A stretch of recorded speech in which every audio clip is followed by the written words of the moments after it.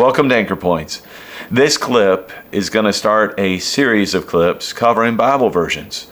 And I grew up using various versions of the Bible, and to the best of my memory, it was about 7th grade when I began to read through the Bible every single year, all the way through high school.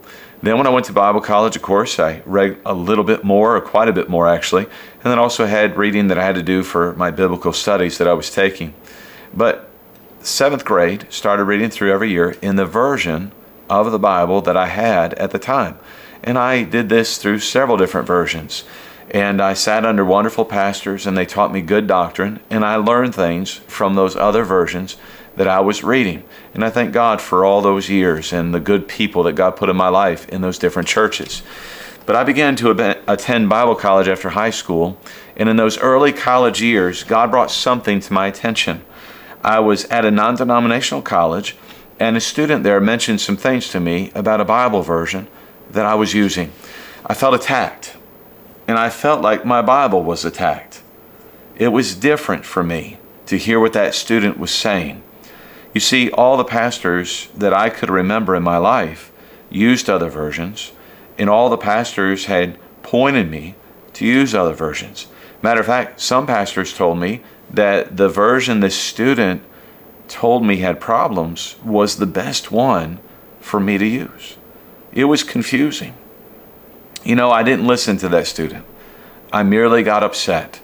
But a few months later, I decided I was going to start memorizing books of the Bible. And so I set out to memorize the Gospel of Mark.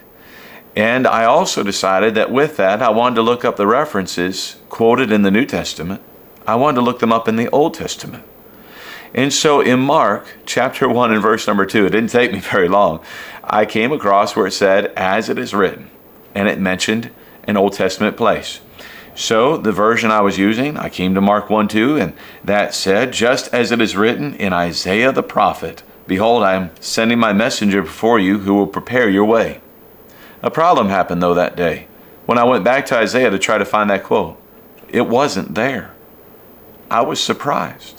I went to the other versions that I had on my bookshelf, and I began to look through those.